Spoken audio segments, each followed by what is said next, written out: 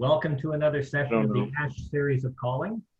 Today, I'm very, very pleased to have Matthew Mills back. Matthew, can you wave your hand there wherever you are so that everybody can see you?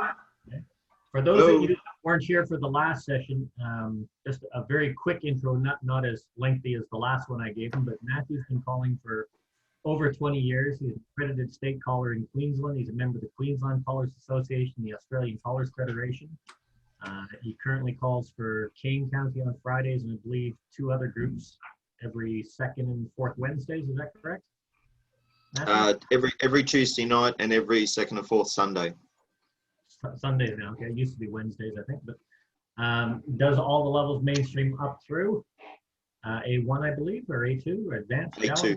A2. Matthew was with us a little while earlier and he gave us a warm-up session on essentially normalizing pairing standard formations, moving the dancers around as a prelim to a question that was asked over and over and over again. I'm calling a dance and I get that one square that gets out of sequence, or that one group that's asymmetric, or I have one square in the asymmetric. How do I fix that without stopping everything? Matthew gave an excellent presentation in the Australian Callers Federation meeting that we have here on once a month now, and I've asked him to give his expanded version of this presentation and make himself available for questions. So please welcome Matthew Mills. And it's all yours, Matthew. Yeah, Mel, John Anthony, can you go in and re-record? Done. Thank you. Thank you very much, Mel. Morning, everybody, and hope you're doing well, no matter what part of the world you're living in at the moment. I have to say, it's fantastic to be asked to come and present this session again. So thank you very much, Mel, for the invite, and see so many lovely faces on. I'm hoping this little session will give you, a bit of a basic understanding on how you can keep calling. And like Mel said, that little question that pops up every time. I've got one square that's gone asymmetric. Is there something I can do without stopping the floor? And that's something that's passionate to my heart in particular. Okay, so we're going to break out into the PowerPoint and we're going to get started. I'm going to recap just a smidgen over the stuff that we did a fortnight ago, just for some of the new faces I've just seen. So just bear with me a little bit. We want to get them up to speed just a little bit, and then we can keep going. So obviously we're going to cover that magic topic of fixing broken squares for simple asymmetric. Now, I'd like to reiterate the word simple. The reason why is there are certain asymmetric setups that while it's certainly possible to get out and keep your dancers going, it would certainly be for the more challenged callers or more callers who have been doing and very, very confident with asymmetric. So my angle is going to be more for the simple basic style, just to help our beginner callers and our callers have been calling for a while, just to be able to hopefully fix that one little broken square. Okay, how often do we find our dancers have had an accident and swapped dancers over to cause those asymmetric setups? Look, I'll be honest and say if you say it never happens, I would love to see what you're doing. It would be quite fascinating if it never happens. But look, I personally think, I ask the question to new callers and I say, is it easier to square up or is there another way? And I know for new callers, they say it's easier to square up. But you know what? Some of the time you don't need to. And I think if we can take that little leap, that little step forward and say, hey, we don't have to. Here's a few things we can do when we see it very early, very quickly. We can actually resolve that and no one's ever going to know. And that's the angle I'm approaching from. Some of the stuff we're going to cover and is very, very similar to last time with a few additional stuff. So, is there another way to repair our broken asymmetric squares other than just to square up every other time? What are our normalization tools? So we're just going to do a quick run over those for any of our new faces who missed it 2 weeks ago. How can these two help me resolve basic issues? When should I try to repair the square? What other situations could occur? And what basic modules could I use to assist me? And we're going to find all that through this presentation. All right, so for our new callers, we need to understand when working with asymmetric, what is symmetry? Symmetry is a key part to our calling, and if you're not aware of it, you definitely need to be aware of it, because it happens no matter what you're doing in your calling. So symmetry in square dancing is where one side of the square mirrors the other side of the square. Our heads and side couples will be a mirror opposite on the other side of the square, and that's something that every caller lives by and should understand the basic principle of what symmetry is. I'll put up a few little pictures there just for new callers who may not understand what symmetry is, or didn't even know it existed, or just want a bit of a refresh. So obviously the very large picture straight under my blurb is perfect symmetry. You see I've got two lines, I've got a red line and a blue line. And that just changed the color just so you can see the symmetry line can be drawn either way. Okay, and that's a perfect, you know, everything is happy, everything's normal. As a caller, that's what you want to see. No one's done anything fancy. No dancers have crossed over. And then if you look at my two images on the right, you'll see they're those situations where symmetry may have been broken. Okay, if we go to the top right, you'll notice that you could say either head couple, one of them have half sashayed themselves, okay, because they're not the same. All right, and that's a really, really basic one. And then you can see that the image down on the right, further down the bottom, is a completely, hey, that's out of this world. You know, these dancers are really starting to make us work hard, okay? As you can certainly see, depending where you draw that line, you can certainly see on one side you got 3 boys and 1 girl, and on the other side you got 3 girls and 1 boy. So obviously our symmetry is broken. Okay, they're those type of things that when we're dealing with our asymmetric, that's one of the basic principles you need to understand. Okay, a bit of a recap from last time was about our normalization tools and how they assisted us. They're those little groups of movements, those blocks of movements that help us to quickly normalize a situation. When I mean by normalize, get into a formation and an arrangement that's boy-girl. Okay, that's really the goal. We're not talking about with partners or anything like that. We're just talking about just get to a boy-girl arrangement formation, just so you can work out what you've got to work with. Okay, and in the base, and in our normal calling, you're going to see those movements like folds, runs, U-turn, star through, California twirl, hinge. So this slide just came out of my last presentation, and for most people that were there 2 weeks ago, this would all look familiar. Okay, and then of course we branched out to using stuff like helper words as well, because in some of our calling we may need those additional helper words when normalizing, like centers and ends, out faces, those looking out, those looking in. Now the interesting thing is those same words we are actually going to be needing in our some of our asymmetric resolution. So it's actually good to refresh and to recap about what that's about. So what I'm going to do quickly, just for a couple of our newer faces that I've seen who were not here last time, I'm just going to quickly change to use my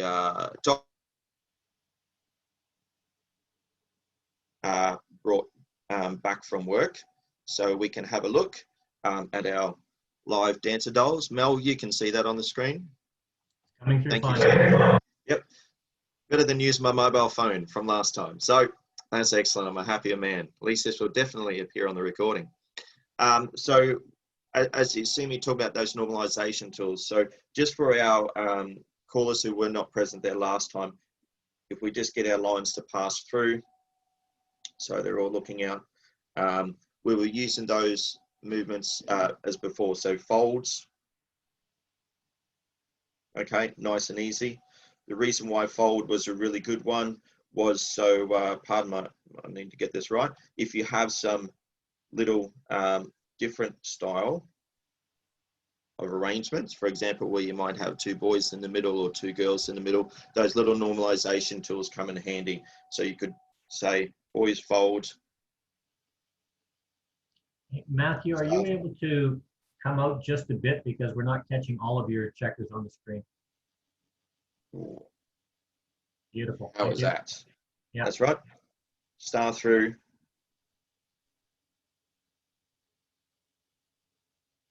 And then at least we got normal two-face lines. Do what you want to do there. You've got a normal setup, okay? All right, so we got that out the way. So that's what those normalization tools were about. So if we go back to our PowerPoint.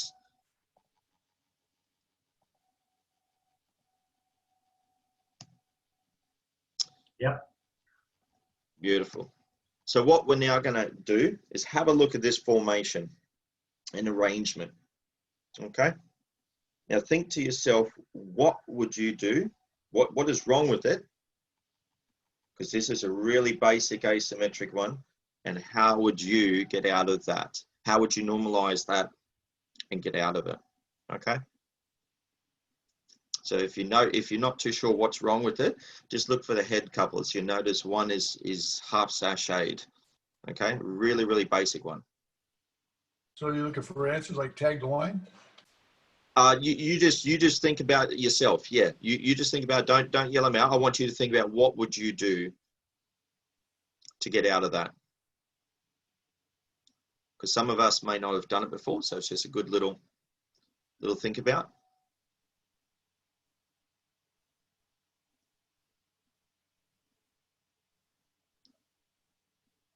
Okay, so we'll go have a look at that now and see what are the options. Well, the great thing is we've already covered this before with our normalization tools, okay, with some of those stuff like the folds and stuff. And I've given you a couple of examples on actually how we can solve this one. Very, very easy. Pass through, get one of the boy or girls to fold. Pass through, if you can, California 12. If you cannot, you turn back. Just nice and simple little stuff like that, using those little set of tools that we've currently got under our belt already. So let's check that out and see what that looks like, hey, on the real screen. All right, so we'll change over to our fantastic dancers, because these guys do everything that we want them to do most of the time.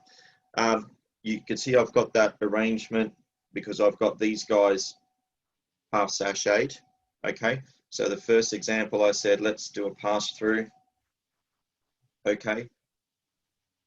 We'll just get the boys to fold. Oop, no, you're a girl. Everything's normal, okay? Nice and easy. The second one, what do we have now? If after you do the pass through, if you can, California 12, if you can't, you turn back. Again, nice and easy one. So you'll see all these guys, California 12, and these guys can't. We'll just do a simple U-turn back. Let's check out our arrangement. Let's check our formation. We got lines, boy, girl, boy, girl, boy, girl, boy, girl. You can keep calling as per normal. Okay, very nice and easy one. All right, let's move on to something a little bit more challenging now. Okay, so I'm assuming everyone has dealt with one of those before. Let's move on to another little setup. Let's go to this one, another little common one that some of us may have had before. So let's have a look at what do we got. We got two-face lines. We've got on one two-face line we've got a match couples, and on the other one we've got, they're not matched, but their partner definitely is in the line, you know, that they've got the other girl, if you know what I mean. And there's a really, really simple solution to this one.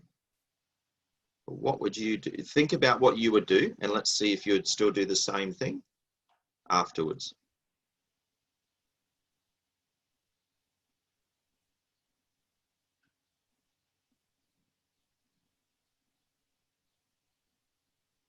Okay, let's have a look. Everyone's had a few minutes to think. Now this was an interesting little one, because I remember when I was looking for answers and looking for solutions, I spent a bit of time and I was had a little process, and then a good friend of mine by the name of Alan Evans gave me this little one, which was almost what I was doing, but just simplified it. And I wanted to put his name in there, but it's just a fantastic little module, little simpler than what I was doing previously. So obviously, let's take the easy route. When a situation happens when you got two couples who are paired up, they're normal, and then with partners, and the other two couples who don't have their partner. Simple. Let's get into an 8-chain position, okay? And you want those who have, you know, broken symmetry. In our example here, couples 2 and 3, you want them to face each other. So, you know, do whatever methods, you know, pass through, tray buys, just so you can get them to face each other, or couples circulates if you want to cheat to get into the 2-face line. It doesn't matter. Because what we're going to do then is veer left and get into a 2-face line, like you see right here. Those who can, bend the line. The others chain down the line. Oh, sorry, those who have their partner bend the line. The others chain down the line. And if you notice, you'll see couple 1 and 4 are going to bend the line because they got their partners. The other couples, they're just going to chain down the line.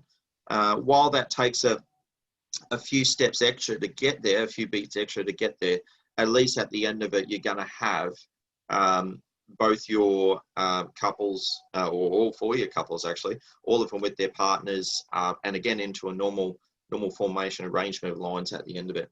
You could switch it and go and do those who don't have their partner chain down the line first, and those who do bend the line, because that will give that will mean everyone will finish at the same time from a beats point of view. That's certainly another way. It doesn't matter which way, you're not changing anything, but it's just a nice and simple little way of just repairing if you notice that happen. And again, you know, the goal is, as we said earlier on, we want to keep on calling to the, you know, the 1, 2, 3, 4, 8 squares we've got on the floor without them noticing what's going on. Now, some people will notice and go, well, I do have my partner. What are you doing? You know, but unless they're really in a square that has, you know, something going on, they're probably not going to worry about it. So then you can keep on calling. Okay. And of course, the opposition side of this one is the opposite. All right. So again, you could do the reverse, and then get those who, you know, veer right. And again, those who got their partner bend the line, and those who don't, boys trade and bend the line, or boys trade and cast off 3/4. That's another little one. Okay, but this is an interesting one, because this one here is about symmetry. All right, so let's go back one. We'll check this guy out. This one, if you take note of sequence, sorry, if you take note of your sequence, you'll notice all your boys are in sequence, all your boys are happy, but your girls definitely are out of sequence in this one, especially girl 2 and 3. Okay. With this one, the second one is really, really handy for the reverse of that, which is your girls are happier and in sequence, and your boys are definitely not in sequence. As you can see right in the middle there, you notice you got boys 1, 4, 2, 3. You can definitely tell something's wrong because the symmetry is broken, because number 1 and 3 man should be diagonally opposite each other, which is our rule of symmetry. So let's have a look at those two with the checkers, and let's push them around a bit and just reiterate what we got there, hey, and just to see it live. All right.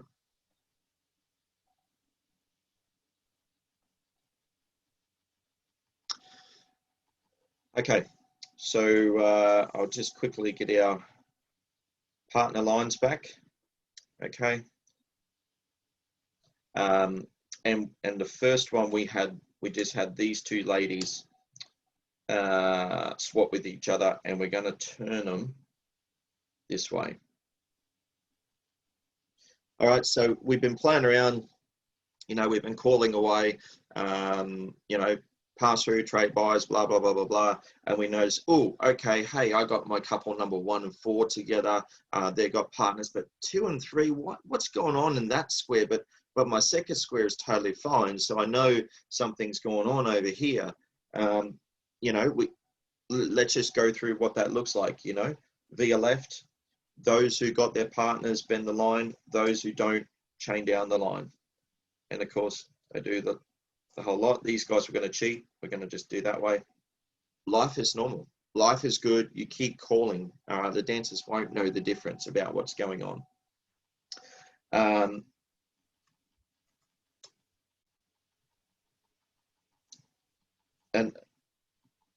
And if you think about it from that point of view of a normal square at the same time, okay, a normal square would have been like this. All right, that's what a normal square would have looked like, who's done everything correctly and is not broken, where your square who has done something wrong is that far away from where you currently are calling. So when you use that little module of if you got your partner bend a line, you can notice in your broken square, these guys are the only one who are going to do that. But in your squares where everyone's perfect, everyone's going to bend the line. Okay, and the same here. But in your broken square, we add on that extra, which is if you don't have your partner chain down the line, because those couples are side by side, their partner is there and they're going to get their partner at the end of it. And that's the idea. And you'll see that they will end up exactly the same as your not broken square. And that's the goal of it. And again, you've just fixed that little square that's broken at the time. Okay. Now the second one we were talking about there is, and we were branching out to that, not only to say that symmetry was broken, but we also was speaking about sequence. And for our newer callers, I do have a slide coming up to do a sequence, and we can reiterate about sequence and why that's definitely important, especially in your more challenging stuff. It's highly important. But we're just going to touch on the real basic of sequence in this one.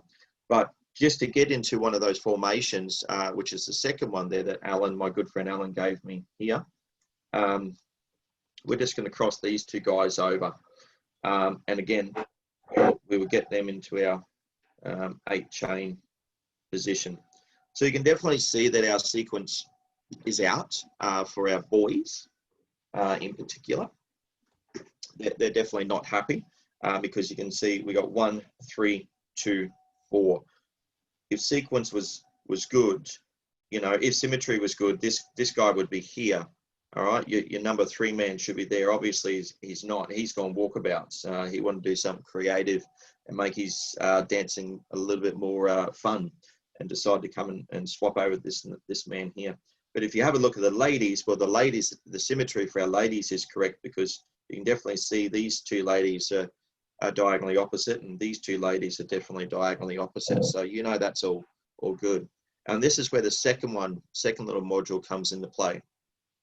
So we do the opposite of what we did before. We don't do a via left, we do a via right.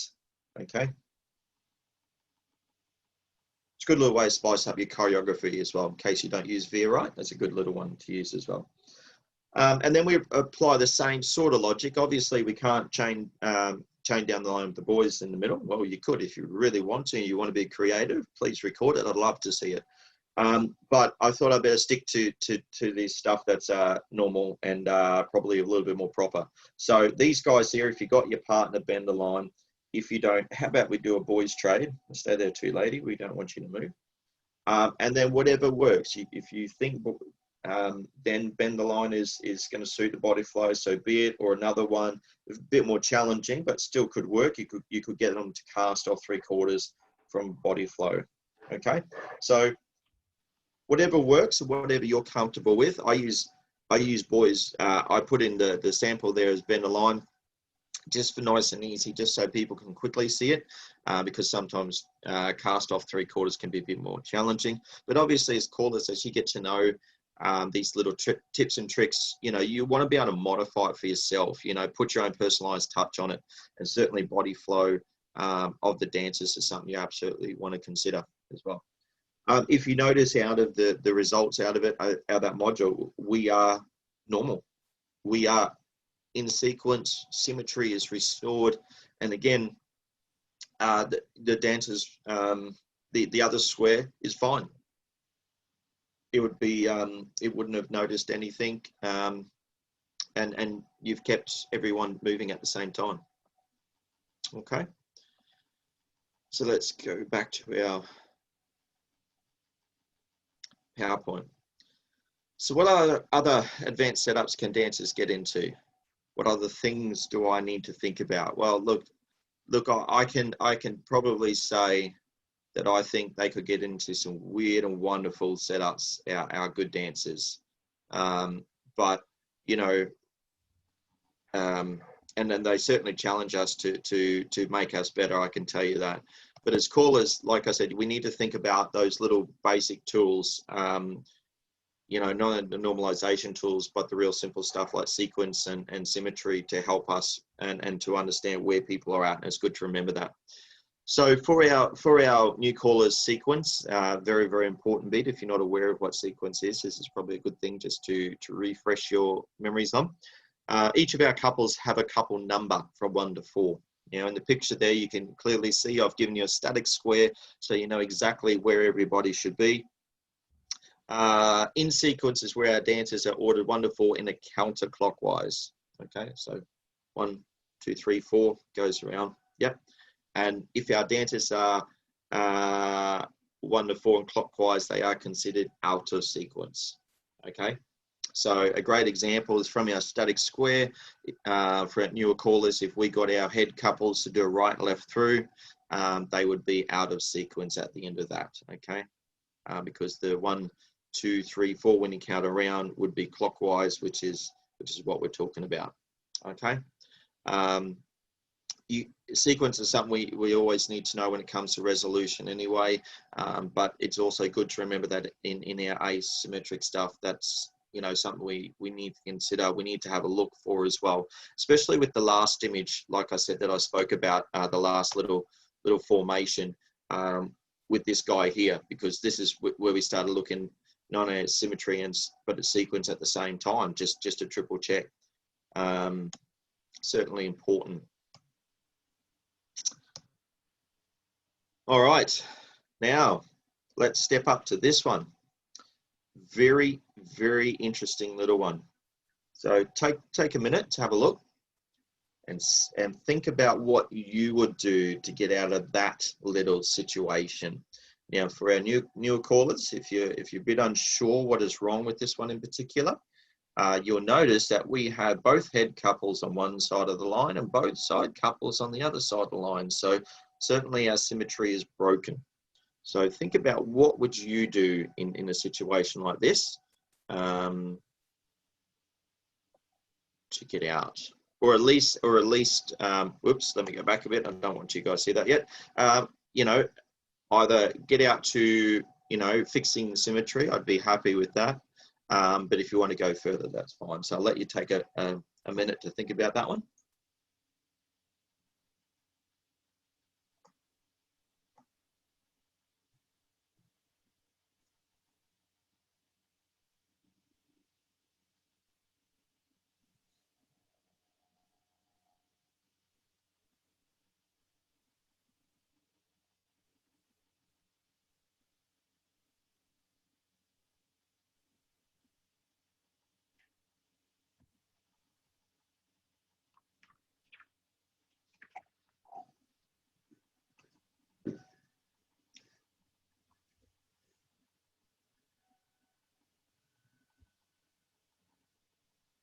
Okay, so let's have a look at this guy.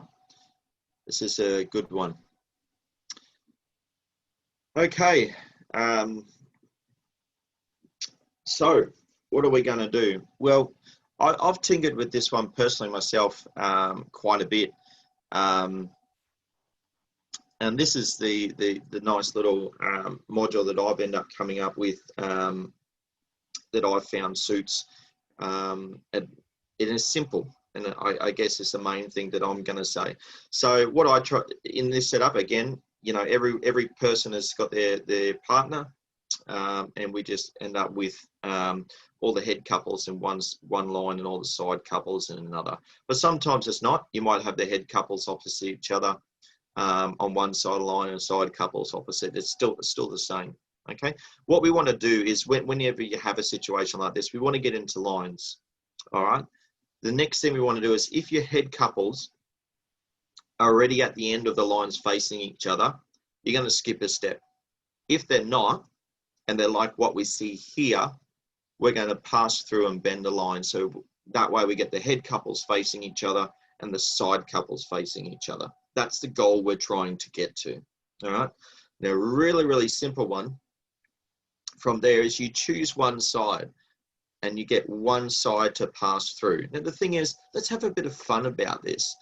Let's, you know, so that way we get a bit of entertainment, you know, and get the dancers a bit involved in it, okay? So we can say, hey, which couples are the best, the heads or the sides? Get the dancers to tell you. You know, if they say heads, you know, if that's what the majority here, okay, hey, head couples, pass through. Everyone wheel and deal. And then you end up with your symmetry back, okay? So let's have a look at this on with our dolls and see what this actually looked like. And the good thing is you could do the reverse. You could have all your side couples pass through if you didn't want to do the heads, and there would not be a difference to that one at all. It just comes down to, like I said, your preference. But again, the thing is, have a bit of fun with it though. You know, get your dancers involved with it. Okay.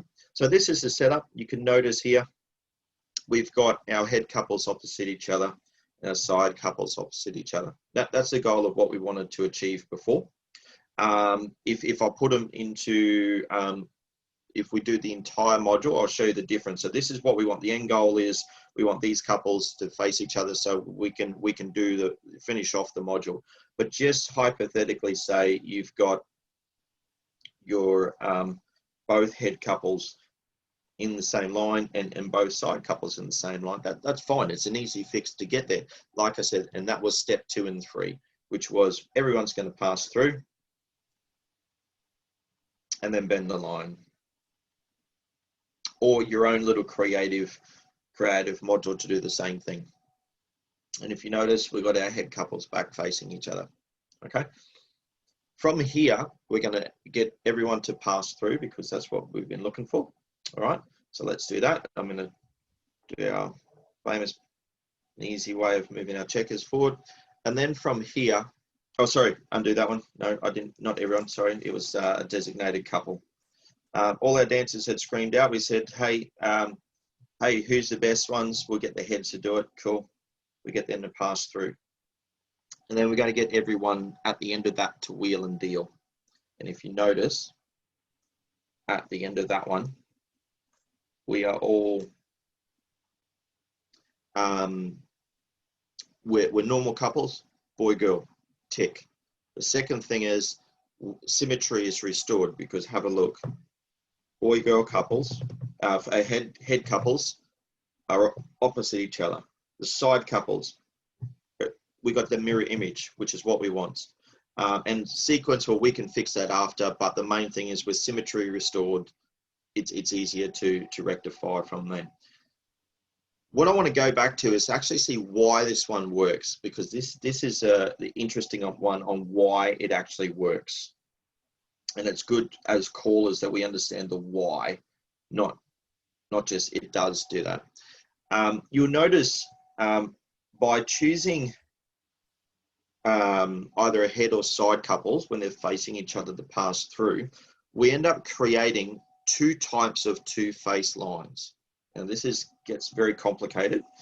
Okay, so if you notice on this side, we have a right face two-face line because they've got their right hand joined in the middle. And you'll notice on this side, these 2 men have their left hand joined. So we got a left two-face line. And because of that setup that you got there, and of course, that makes these 2 couples face out, after your wheel and deal happens, those 2 couples will automatically be on the outside. So that actual having a right face, two-face line and a left face creates that ability for us to get those 2 couples on the outside. So when they wheel and deal, that restores your symmetry because you want them to be mirrored each other. You want them to be the same. You do not want, for example, if I do this, I'm just going to swap them over. You don't want a situation like this where if you did a wheel and deal, you notice your symmetry is still broken because you've got, you know, the 3 couple there, your head couple, your other head couple should be here where this couple is, but they're not there, you know, so you're not, you've actually not fixed it. So it's worth keeping an eye on that. But that's the reasoning behind why that little module works, because we're creating both. Here it is. And then when we do our wheel and deal, our head couples go to the outside, our side couples come the inside couple, and then we can do whatever we'd like to do our favorite get out, or just keep on calling after that. Okay. So that's a nice little one there. Now,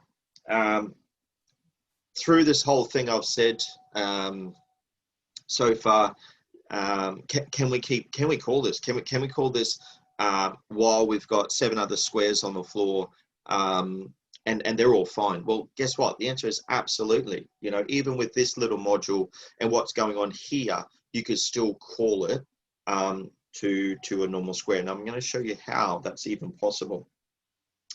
So let me get us back to here. So if you imagine we're in our lines here, well, that's just normal lines. If you think about a normal square, you know, normal square, just normal lines, okay? So if we reverse that, we're just going to tell everybody to pass through and bend the line. Okay, now this is the part that it gets tricky. And as callers, we've got to be a bit creative. And have I done this? Absolutely. I'm actually preaching stuff that I have called to a floor, and I use a floor. I called this to a floor of 8 squares. Again, not a problem in the world. So it does work as long as when you're calling it, you can enunciate, be very clear with what you're trying to do. That, you know, is going to make sure that your dancers also are confident in what you're calling. So here's our broken square. We know we're going to get the head couples to pass through. That's what we know. They're going to go that way, okay? Now, let's undo that and create a normal line. We're going to slide this guy across. You're going to say to me, hey, but they can't pass through. That's right. So what you can say is, okay, head couples, whether the head couple is in front of you or on the diagonal, pass through. Okay, or the reverse, if you want to use the side couples. Something to think about there. So if we just hypothetically get those head couples to pass through on the diagonal, and again, you just tell everyone at the end of it, don't forget to touch hands. Everybody in your group of 4, wheel and deal. Now, if you remember, when we had the broken one, we had the head couples on the outside here, and they wheel and deal on the outside. Watch this one. This is your normal square. When they go to wheel and deal, guess what? Those head couples are on the outside. So it works for both situations. Okay, normal, where you know, nothing is broken, or that one, that magical one, where the other one is broken. Okay. So that's a fantastic little one. One thing I tried to look for, and again, you got to think about it when you're calling. You know, the type of dancers you're calling to, whatever additional helper words you can give them to achieve that goal is certainly worth having a look at. Okay. Sometimes I even thinking about when I'm doing this little maneuver, and I'll do that for, get the pass through to happen. I actually found recently, before the COVID started and we stopped dancing, actually the couples working on the diagonal, I was actually paying more attention to them than this little setup, because I found personally, when I called it this time around, I never noticed it previously, that I found if I got the couple on the left to pass through, I found that a bit more awkward than the couple on the right to diagonal pass through. But that was just, I don't know if it was just that night or what, but I found that quite interesting. Just from the amount of space the dancers had and stuff. So again, experiment, see what works for you. Maybe it was just a one-off for me, and I just, it just shouldn't have happened, or I just noticed something I shouldn't have.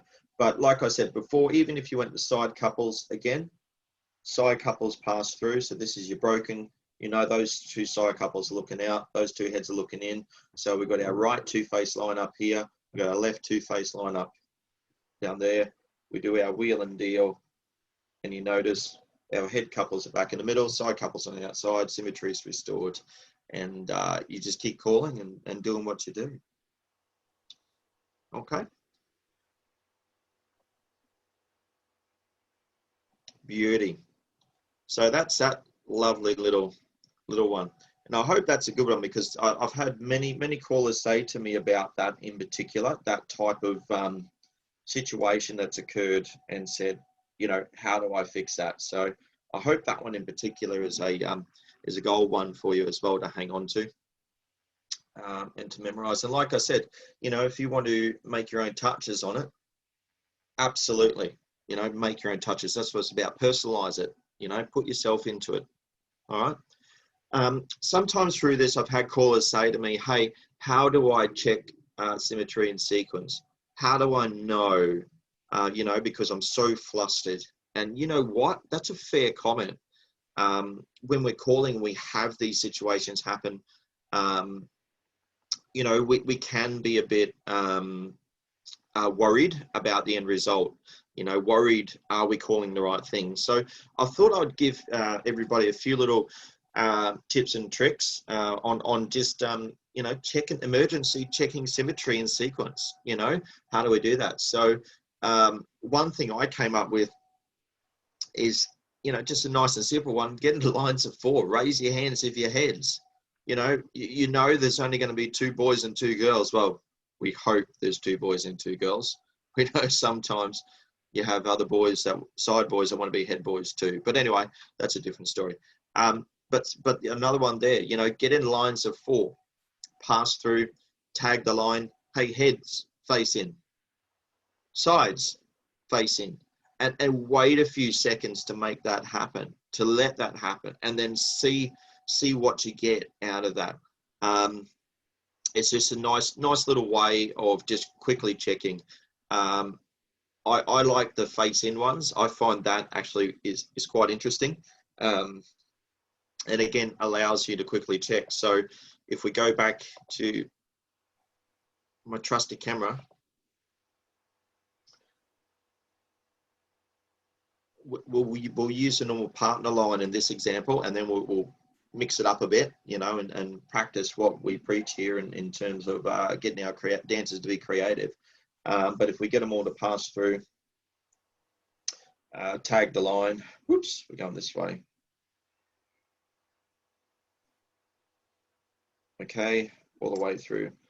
And then we say, okay, heads face in. Sides face in. And wait in those few seconds, you can quickly see what's going on. So if we wait a few more seconds, you can quickly see, okay, well, hey, I got my heads, they're facing in. They're definitely, you know, mirror opposite each other. So, you know, theoretically, everything's okay. Quickly check where the boys are. Oh yeah, the boys are on the inside, where the girls naturally have to be on the outside, which means symmetry is okay. You know, get the sides to face in. You know who the sides are, because you could see that they weren't, they were not facing in. Okay, they face in. Oh, the 2 side girls from the middle, then you know the other side girls have to be on the end. There's no other place for them. Okay. What if we mix it up a bit? Okay.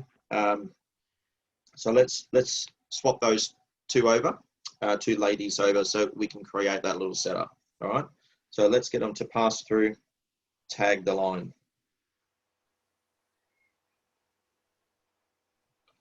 So you notice, good. Okay, we've got them to do that, and let's do that. Heads face in. Oh, straight away, you know, your spidey sense should be tingling, going, okay, something is broken. Symmetry is broken. Something has gone wrong. Okay, and it gives you a chance to quickly look and go, oh, okay, this is where they're at. Sides face in. But what this hopefully would have told you straight away is the moment that happened, you would have noticed, oh, I would have had a matching couple here, and therefore a matching couple here. And therefore, you could then apply one of our modules from before on how to solve it when you got two matching couples, or have the ability to have two matching couples in the same two-face line, and then your two not matching couples in the other two-face line. Okay, so it gave you a bit of a breather to be able to decipher that, work that out, and then plan your way forward. Okay, so that hope that one helps. Like I said, I've used that one on a few occasions myself, because you just never know, and that's just a good little emergency one. All right. So let's raise the challenge bar a little bit more. All right, have a look at this one.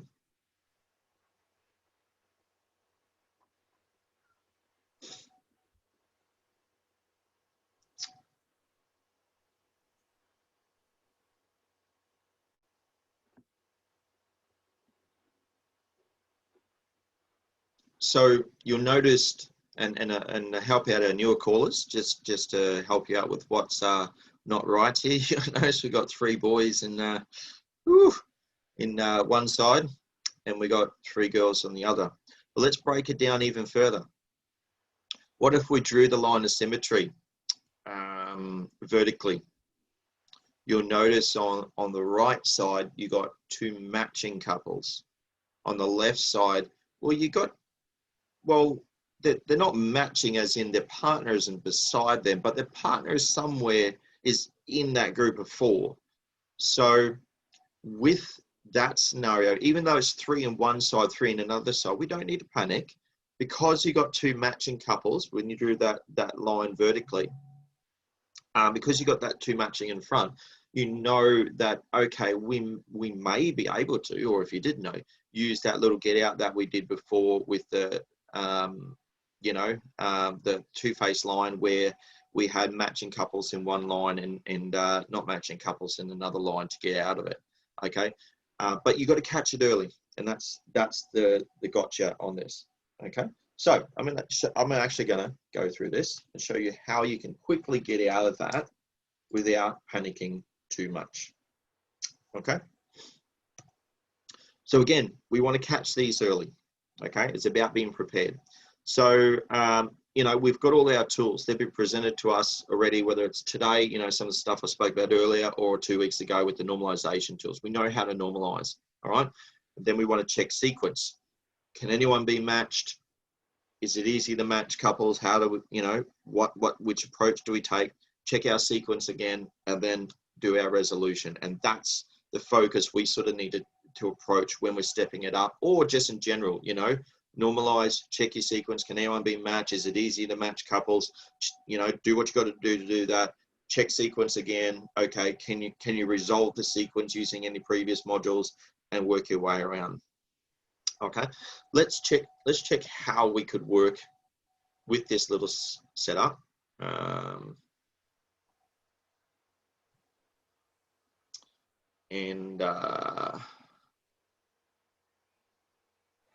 Make it work for us. So you'll notice this is the setup on the screen.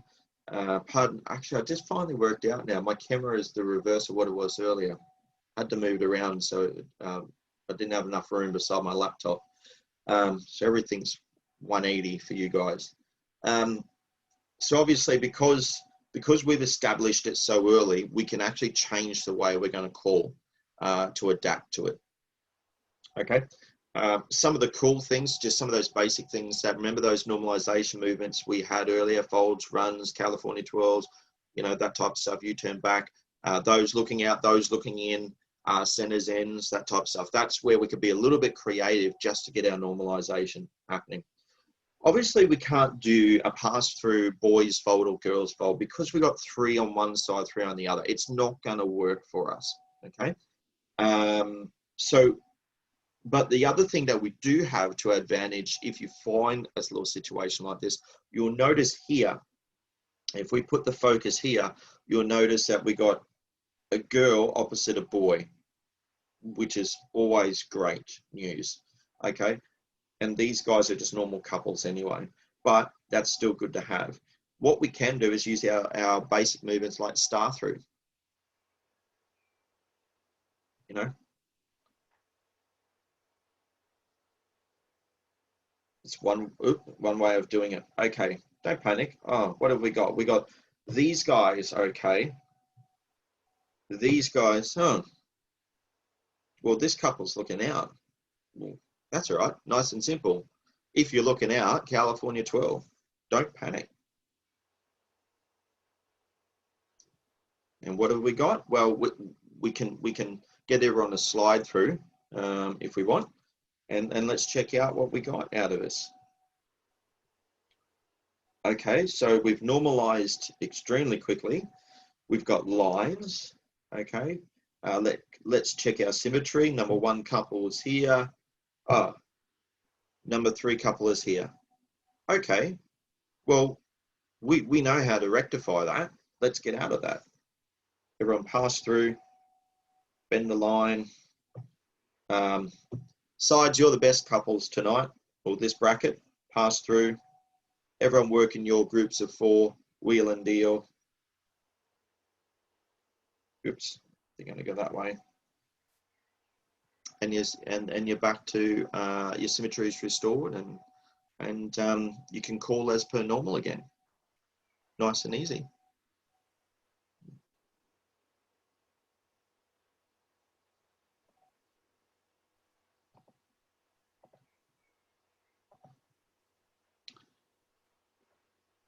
So it's worth thinking about.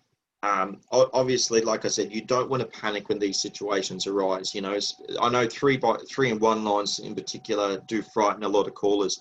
But like I said, if you're lucky enough and you catch it early, and certainly when you got those gold ones like this one, where you do have, when you got your 3 and 1 and you got the opposite gender in front of you, you can easily, quickly normalize, you know, not a problem there in the world. When do I repair the squares? What tips do you suggest? Well, look, first of all, you don't want to ever get into a mess anyway, but it's going to happen.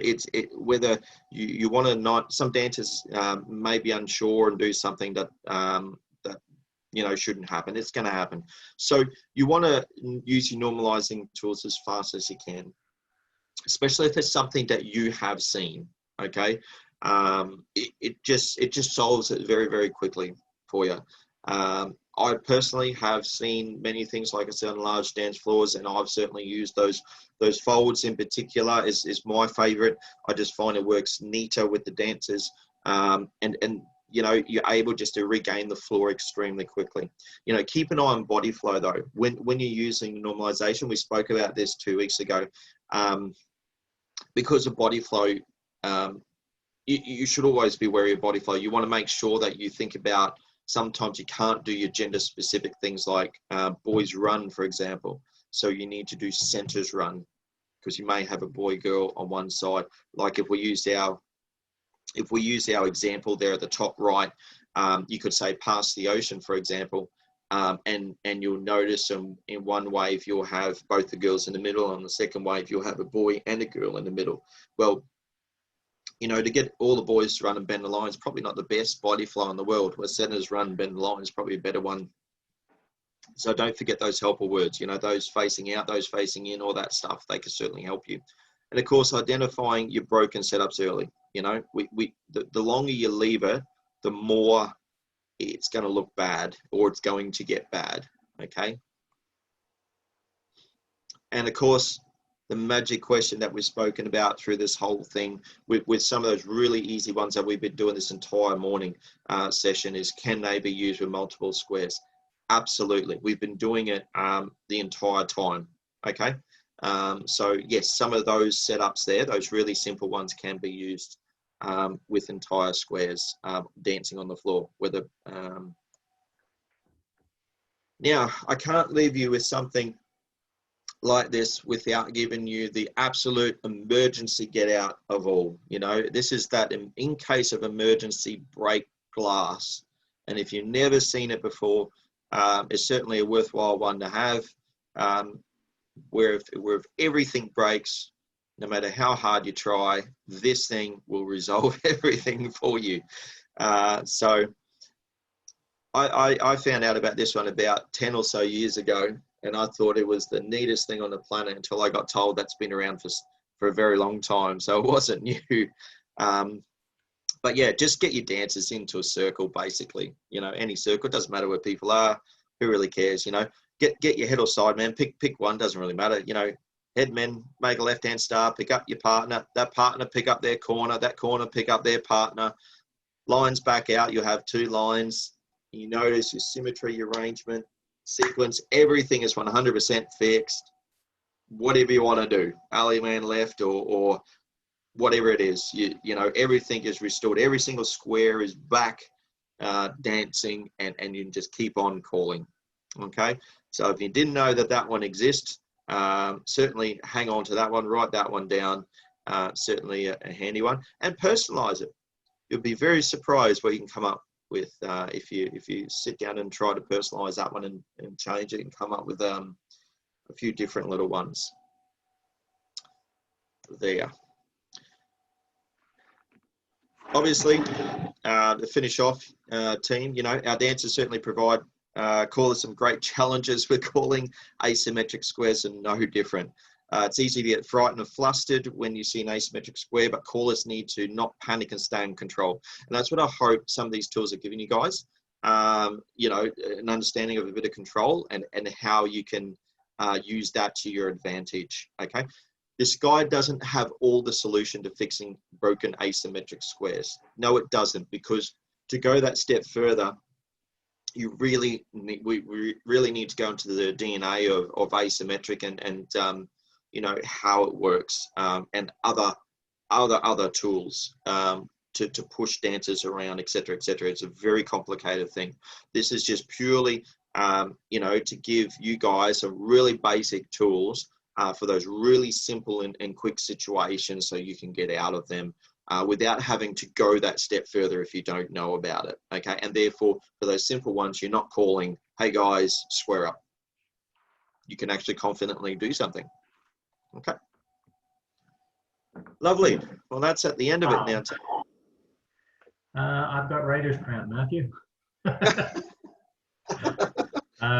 Oh boy. I'm just going to go really through. Worried. I'm going to go through a few things.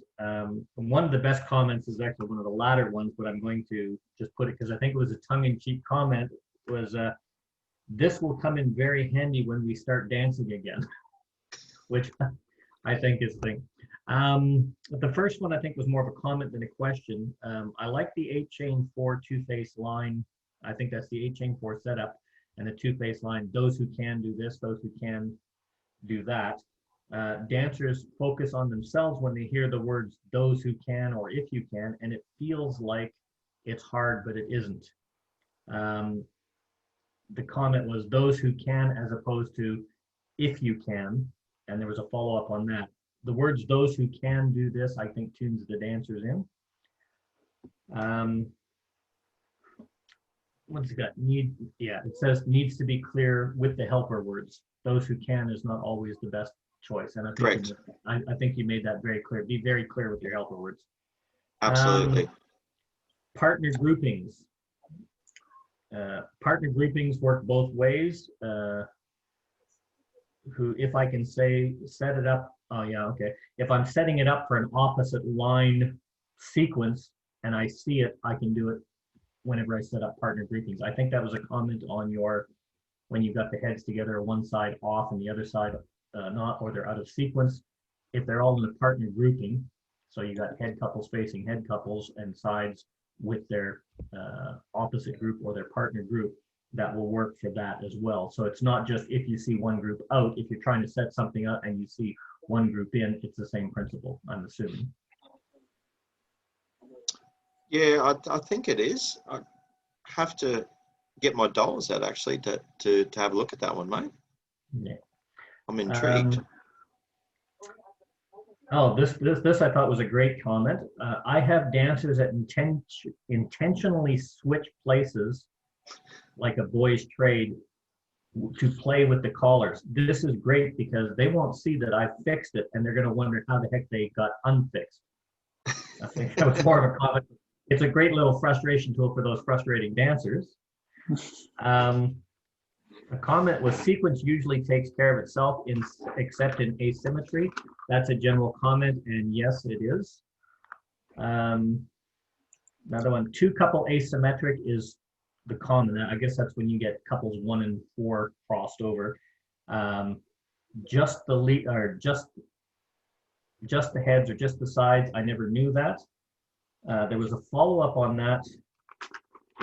Oh my God. Oh yeah.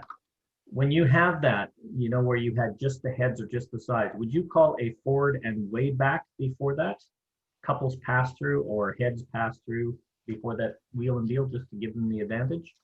Yeah, I certainly have. I've certainly asked the lines go forward and back just to get everybody moving together. But also the other thing it can do, because when you get everyone forward and go back, it also creates sometimes a bit more of a gap between the two lines. So when you want to do, you know, hey, head couples, whether it's on facing each other on the diagonal, for those working on the diagonal, it actually creates a bit more space in between the two lines so they can easily pass through easily on the diagonal. Okay. Next one is, oh, heads, when the heads are at the end of the line facing, the comment was it doesn't matter if they're on the left side, the right side, they're still going to be facing. I think the optimum word there was facing, not just moving on one side or the other, because you set them up in facing lines. I think that was just a comment. Yep. A lot of dancers switch if they're in the wrong position. If you can, California twirl. If you can, you turn back. Dancers fix it. So I think this was helper words. If you can, or only if you can, tunes the dancers in. Sometimes you can fix it. Just do it again. I'm sorry, if you can't fix it, just do it again. I think this is a comment of there's a lot of dancers that dance to higher levels. They realize that, oh, I'm in the wrong spot, and they just automatically switch and become the boy, automatically switch and become the girl. And if you do an if you can California twirl, they'll just do it anyway. You made a comment. Sorry, in reference to that one, Mel, if I can, and I think that's the trick. That's actually a problem for us callers, and like you said, a problem for this. But it's also something I think as callers, we actually got to, if we actually want to be calling this, we've actually got to say, okay, guys, don't fix it. Don't fix anything. Now, I certainly want to make a comment to that because I have been in advance halls and called advance at a few clubs where exactly right, they will break, they will fix things because they think it's not correct. And the first thing I say at those sessions is, okay, guys, if you feel anything's wrong, don't fix it. And I actually make that statement up front because you know yourself, if you're ready as a caller to make the challenge and the step up and to try and fix that, you need the time and the chance to fix it. So it's good to remind those dancers, hey, I'm in control. I know what I'm doing. So don't fix it, guys. Let me try, you know, and I think you'll be able to achieve it then, you know, and have a go at it. Another comment that came up on that. So I blended these two comments together because you did a pass through. If you can, you turn back. Or if you can, California twirl. If you can't, do a U-turn back. If they do it, just do it again. Pass through. If you can, California twirl. If you can't, do a U-turn back. And suddenly they've twigged in, you've done something different. Either way, repeating it will fix that problem. Yep. The next comment was wheel and deal after left. Oh, wheel and deal after left or right. When you set up head couples pass through at the diagonal where you get the right hand and the left hand two-face line, do you qualify left or right wheel and deal, or as you are if you're left or right, or do you just say wheel and deal? I say in your group of 4, wheel and deal. Okay. That's what I've called, and I've had 100% success with that one, that phrase in particular. Symmetry and sequence, seeing it is hard. Symmetry and sequence, seeing it is hard. I don't see it at all until I resolve. I love the fact where you say, raise the hands if heads pass through. I would call heads pass through. They all did. Oh yeah, do this while you're calling regularly. Set up original heads, raise your hands, pass through, and have them do it at the diagonal so it becomes part of the calling repertoire beforehand. It sets it up for success. They're familiar with it. There was a number of comments along that line. There was one comment after you tagged the line side space in, break head space in. I would call side space out, and then it was followed very quickly thereafter with never mind. I see why you're doing that now. Yeah. This was good. On the tag the line face in, where you had all boys, or all the boys facing the girl, although you had the 3-in-1 lines, you said star through. You said star through doesn't pair them. Would you do that swing through AC doocy to pair up after that before you go into the resolve? Ooh. Swing through AC/DC. Ooh, I'm intrigued. Was that the 3-in-1 line? I think it was. You did a star through, and then you had the lead couple California twirl. Oh, okay. Give me a second. I actually want to see this.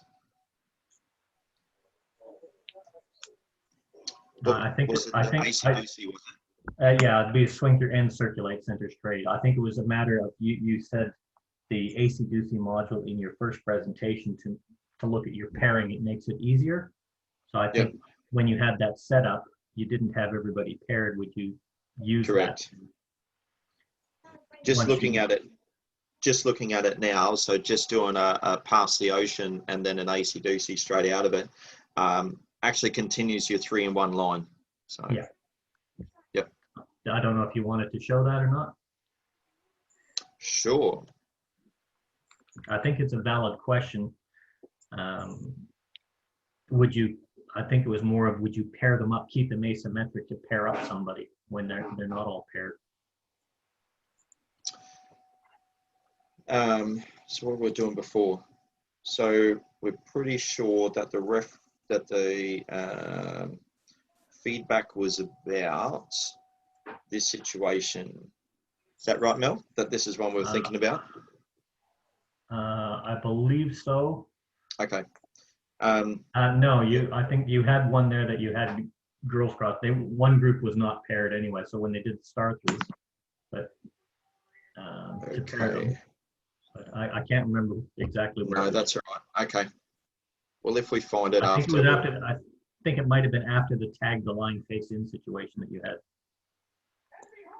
because that's what I've got written in front of it. On the tag the line face in, and then the other space in, star through doesn't pair them. Would you do the swing through AC/DC to pair them up?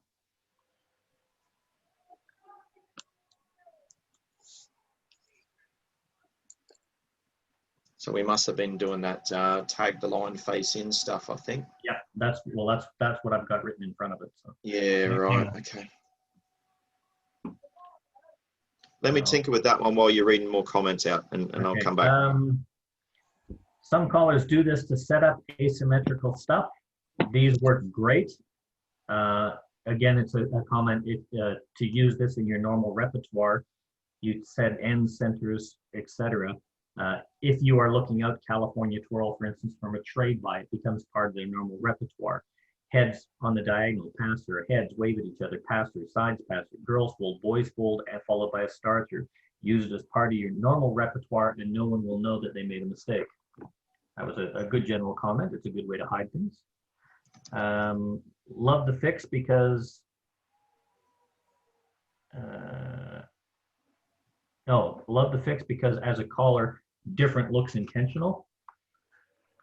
I think that if you start calling something like that, it looks like you're doing all of this intentionally, and they tune in to look when you're actually just fisting square. This will come handy when we start dancing again. And what do we have here? We got, what if the boys are out of sequence? You covered that saying instead of having ladies trade, if you've got your partner bend the line, the other's chain down the line, you can do the same thing. Boys trade if you've got your partner, or if you've got your partner bend the line, boys trade and bend the line. Are some of the fixes considered asymmetric calling? I would say yes. You can correct me if I'm wrong. You are calling an asymmetric something by saying just the couple facing out, California twirl, or if you can, that is asymmetric to bring them back. Mike sent you something in private message, so you might want to have a look at that and deal with it. Yep. And there's out of sequence and out of order. And that's all of the comments. So if you want to address that one, if you're ready, Matthew, or we can just open the floor up. Just open the floor, mate. Okay, so you guys can all unmute yourselves if you have any comments or questions for Matthew. He's had about 68 cups of coffee this morning, so he's ready to be grilled to oblivion. Can you hear me? Yes, Mike. Oh, my computer's working this week. That's what I wanted to know. You're on. Okay, well, Matthew could explain it since it's his presentation, but it was a way where a newer caller can look at the square and much more quickly tell if the dancers are symmetrical or not, because what I said works from parallel ocean waves, it works from in-facing lines, two-faced lines, anywhere, or squared set, anywhere you are. Matthew, you want to do that, or? Yeah, absolutely, mate. So, You might want to demonstrate it.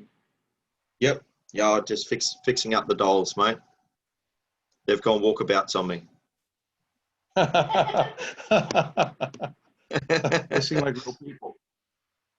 They are these are very, very good dancers. They go walkabouts on me often, you know what I mean? So Mike was just private messaging me in regards to, hang on a second, I'm just trying to find the chat while I'm here. And we're talking about symmetry, especially for our newer callers. So we got a squared set here, and I'm going to make reference to what Mike's got there. And if we draw a straight line between the headmen, if it intersects a flagpole center of the square, the headmen are symmetrical. So I guess where Mike's coming is our flagpole center is right in the middle. So if you draw a straight line on the diagonal, and please tell me if I'm incorrect, Mike, but if they're passed by that flagpole center, you know that's symmetrical. Is that correct? Yeah. And same for the ladies. You draw a line that way, they pass through there, you know they're correct. So if we go to where before, and we come to a situation like this, we've absolutely tinkered in, we could probably say our, flagpole center, and if we draw a line, we know they're opposite each other. But if we tell these two men to go walkabouts, and we put our flagpole center, and if you try to work on the diagonal, you know exactly that it's not correct, because these two men, for them to be opposite each other, the line has, when it passes through that flagpole center, he's got to be on the other side. Is that pretty fair, Mike? That is absolutely what I wanted to present. Yes, yep. Good job. And I just seen another comment, Mel, from another caller. How about all girls or boys promenade inside until they find their original partners? And you could certainly do that. That's not a bad little one. Yeah, that was me, Matthew. Yeah, Ian, thank you for that, mate. And yes. That's not a bad little one, Ian, but just remember, if hypothetically we're in this situation, actually, let's go back. Let's okay. That will certainly get everyone paired up. Yes. But just say this is the mess. We got our circle.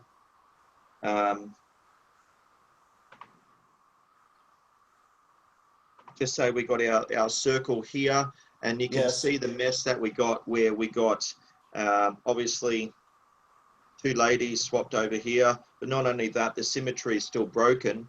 When the yes. boys go in and promenade and go swing their original partners, depending where their original partner is, if you say the promenade home after that, you could have it, and if we use this as an example, no, let's get that side. When they go to promenade, find their partner swing, well, when they come to swing, you'll notice that they're going to swing their partner, but when they promenade, the sequence, the symmetry is still broken, because you notice number one couple are not opposite each other. You're still going to have that. So if you don't mind that, and they're going to go promenade home and they're going to fix themselves, because they will have to fix it because they're not in order, then that's fine. But if you're wanting to fix that, then that little module may not fix everyone. Okay. Well, Okay. I just had another thought. When they find their original partners, everyone join hands, circle left, depending on what order they are, and then they could element left their corners, and then go promenade, but don't stop, don't slow down.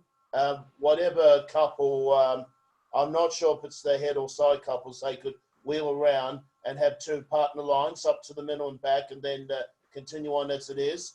But that's just a suggestion. Okay. Yeah, like I said, it just depends the outcome. All right then. Okay. Just depends what you had prior. That's all. Okay.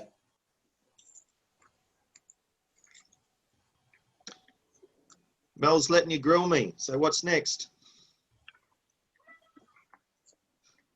Yeah, no, I agree with you. If you're out of sequence, what I really did like is the fact that you've given the break glass. You also mentioned the fact that sometimes an asymmetric setup happens that is just so wild and out of there, and hopefully it never happens, that you just have to throw in the towel, match them up as best you can, and say, swing your partner promenade home, and give them that couple of extra beats to sort it out themselves, and just say, oh, that was my fault, fix it when you get back home. So, Hey, Matthew, what do you do when your dancers don't know whether they're heads or sides? You got problems. I think you need to start the next sequence with heads up to the middle and back, sides up to the middle and back, and say, remember, Yeah, you got to play around with that. You got to figure out, surely someone's got to know if they're a head or a side, surely. Come call in where I live.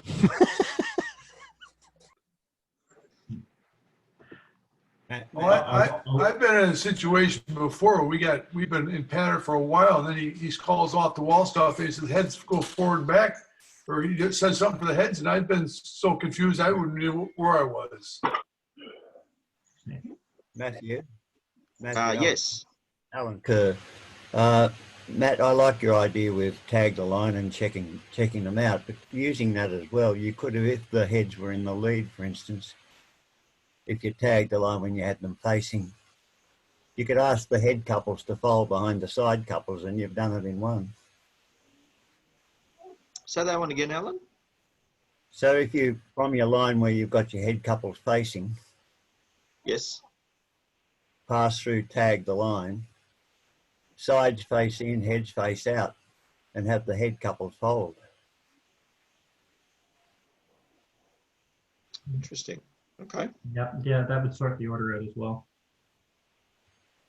It would be, I think, a bit awkward if you have the setup that he had where you've got heads and sides on one side, but after your tag, then you've got the mixed pairing on the other line, because then they have to think, okay, well, I'm not matched as a pair of heads. I'm one side's heads, one side's not.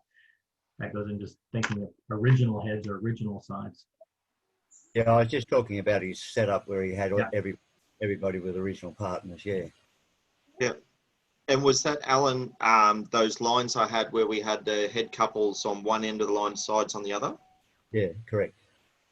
And we would pass through, tag the line, is that correct? Yeah. And what was the last bit? So all the heads are going through with each other to one end of the line. Yes. And so you have the heads face out, the sides face in. Yep. And the head couples fold, and of course you've achieved what you were trying to do with the wheel and deals. The only catch with that one is, how would that look for the other square who are normal? Yes, you're true. That's the only thing, because the only concern I've got is it would actually be offset for the squares that's normal. That's my only concern. That's the trouble when you're calling for small groups. Yeah. So that's why that little module works out well, because it doesn't matter what each square is, your broken one or you're not broken, they're both going to be identical. Yeah. I think the beauty of the systems that you're presenting is these are very, very simple. They're not for all asymmetric situations, but they are for the most common where you get Yep. couples 1 and 4 cross, or you get a boys forget to do a trade in a swing through, or the girls do an extra trade on something which happens, such as a Dixie style to an ocean wave swing through that gets called, and suddenly the centers will do a trade before they do this the swing through and do a left swing through instead. Those kinds of situations that happen quite common.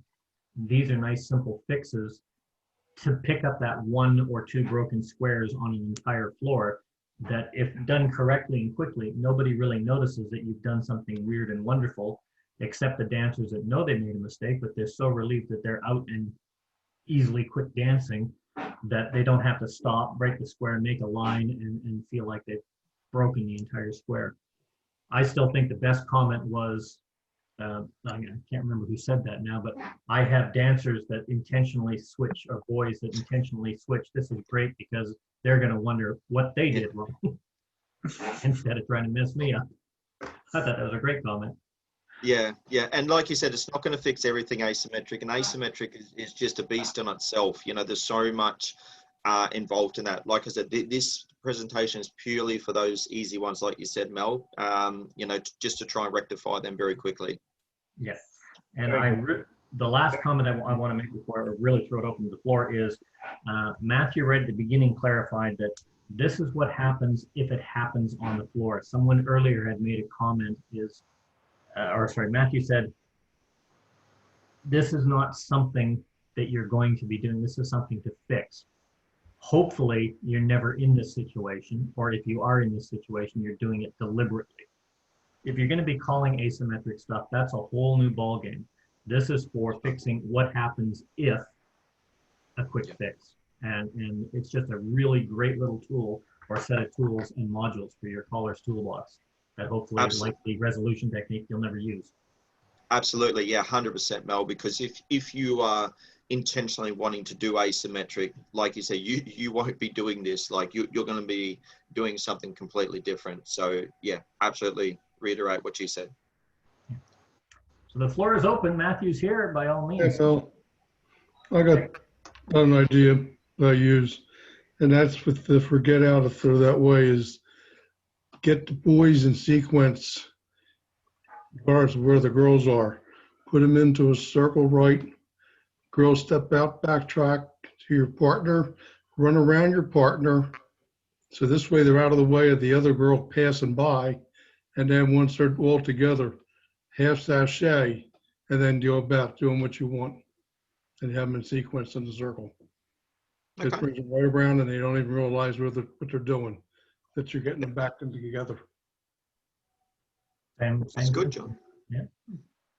The same principle, and I think that's absolutely correct. The limitations on your creativity or your mark that you want to put on it is entirely up to you. Everybody's got their own individual takes. I like that. Huh? It's simple and it's easy. On the 3-in-1 lines, where you had the 2 boys together and 2 girls together in a standard couples, if you have them pass the ocean and the centers trade, you can have one or the other gender turn around, bend the line, and you've normalized. Yep. Will that work if you have multiple squares? Yes, because Okay. if you have a standard couples and you say pass the ocean and the centers trade, it's all the girls in the center.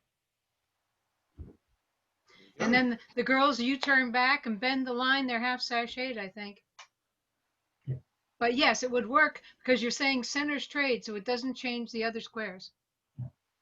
And that goes back to a test of what Matthew was saying earlier. The importance of the helper words that you choose to use are absolutely critical in this. So make sure that they become part of your normal repertoire. Set them up in a trade by position and say, those facing out, California twirl, do those, you know, and what have you. You know, have Betsy, could you tell me that one again? I'm just working it out right here. The 3-in-1 lines. Yep. Pass the ocean. Yep. Centers trade. Yes. Either boys or girls, you turn back. Then you'll have a single face line in one of them and a two face line in the other, and bend the line will take care of that. Okay. I want to have a look at that one. Yep. All right.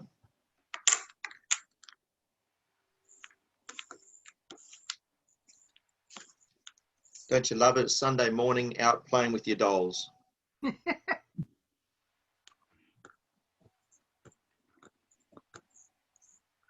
I wonder how many football players with that big machismo stereotype that they have on American television are square dance callers.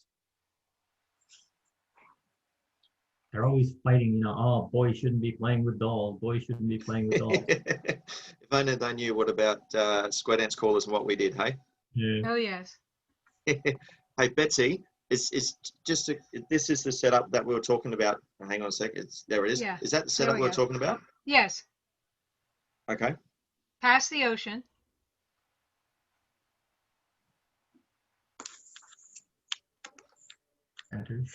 Center's trade.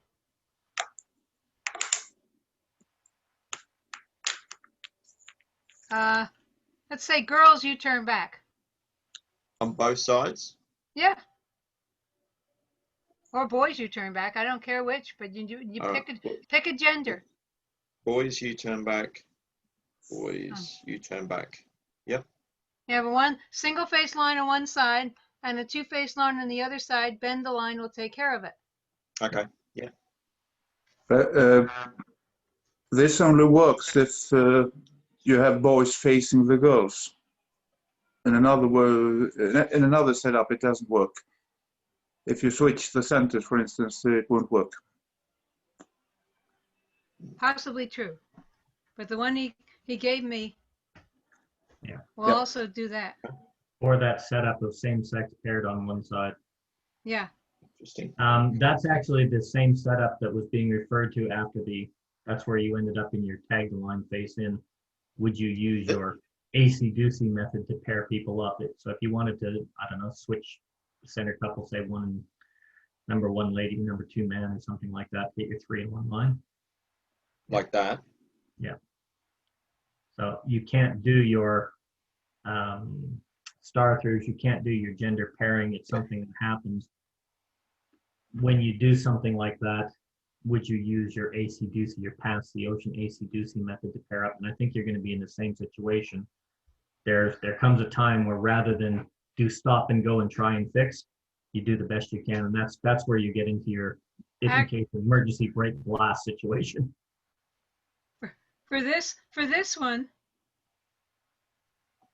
pass through. Mm-hmm. It'll take a bit of doing, wheel and deal, but it won't ruin the rest of the squares. Centers swing through. Yep. Okay. Let's see. Very centers trade. Center 4 have the girls you turn back. From the wave? Yeah. Now center 4, bend the line. Back away, and the others pass the ocean. Yeah. I told you it would take some doing. Yeah. You could have actually done an extend from your initial wave in the center and had a boy girl pairing, different genders on the same side, and then go back to Matthew's initial resolution. But you're right. It takes a while to get there, but when you're comfortable, do it. If you're not, go for the quick fix. That's correct. And from here, I would again have like the girls you turn back, bend the line. Now I've got something I can start working with. But all that meshing around in the center would not mess up any other square, because they're going to have standard couples in the middle and a standard wave. So the girls who you turn back, they'll still bend the line, and they'll still bend the line. Yeah. Yep. No, I see that. That's good. That's neat. I like that. Yeah. Just don't try and do a standard line from here by saying heads lead right. Yeah. Definitely not. That's where you need the helper words. those at the heads or those at the sides. Yeah. Oh, that's good. I had an observation. I had to step out, so I don't know if anybody already mentioned this or not. But at the very beginning, when you were doing the trick where you have some of the heads facing and some of the heads on the diagonal, and you have the heads pass through or whatever, that same trick, because at the end we were talking about doing stuff in circle choreography. That same trick will work in the circle too, because they're not really super well defined about where they are, and so some of them have to kind of cut sideways a little bit to get over there.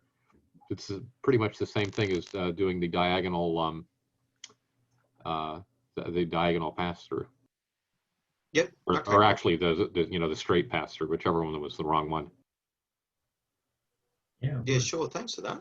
Yeah. It's amazing how just one simple idea can be used about 15 different ways. Yeah.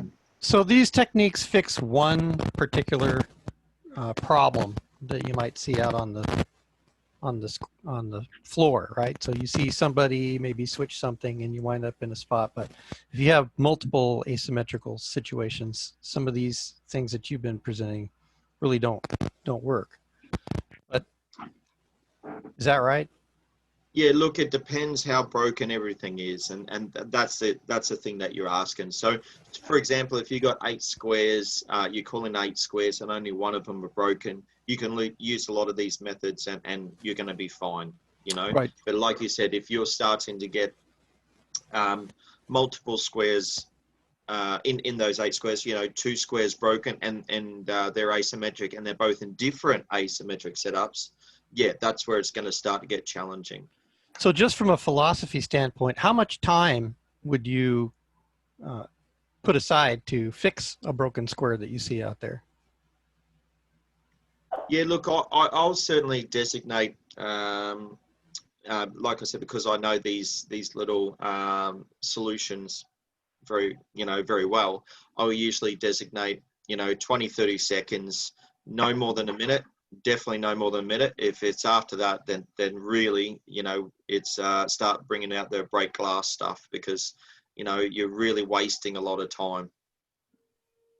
If you can get onto some of it early, and if it's stuff that you see and you can get onto early, then you're actually not wasting a lot of time. Like I said, if it's simple that someone's just half sashayed themselves, and you can get into your lines quickly, pass through, boy, girl, fold, whichever one, you've not really lost a lot of time. Whereas those more challenging ones, and yeah, you're going to spend a little bit more time. So do you find yourself more apt to try this and fix it if you can isolate the error? So if you notice that they have an error, they made an error in one quadrant or something, do you try to keep them isolated, Yes. move them to another quadrant or something, and then try to repair the error that way? Or No, do you just come across one on the floor and say, oh, maybe I should fix that? No. I do try to pay a bit of attention to, like I said, certainly all the squares down the front that I can certainly see. And yeah, when it happens, you don't want to do that advanced choreography where you're calling out circulates and spin chain throughs, because the moment you start busting out that type of choreography, you're definitely going to be changing it. You could end up with 3x1 lines and all types of stuff. So like you said, you got to keep it isolated and you got to get onto it very quickly. So when they were talking about 3-in-1 lines, or you just said 3x1 lines, what exactly are you talking about? Like 3 of the same sex in a line, or are you talking 3 about of the same sex in a line? If you got 3 of the same sex in a line, yeah, that's where it's going to get extremely more challenging. And by that stage, I would say pull out your emergencies. But but if you've noticed that the error occurs and you're close to the error point, it's easier to deal with than if you absolutely move them around and try to fix it later. Yes. I'd like to point out one thing, Matthew, when you said, like, for instance, if you have one couple half sashayed, you whatever you're calling, and you call a pass through bend the line, and you notice you have one couple half sashayed, and you start this technique, and that couple decides to fix themselves, it doesn't matter. Because if they do a pass through boys fold or pass through girls fold, it's not going to matter. So the technique will either work. If they don't fix it, it'll work if they do fix it on their own. For the most part. And it's the same for most of these. If, for instance, if you've got the one group that's crossed and you're only dealing with one square, if they decide to fix it, you could stop this at any time during that sequence because they're already back in a normal situation. And you can just carry on from there. That's the nice thing about these techniques. They're designed for that one square.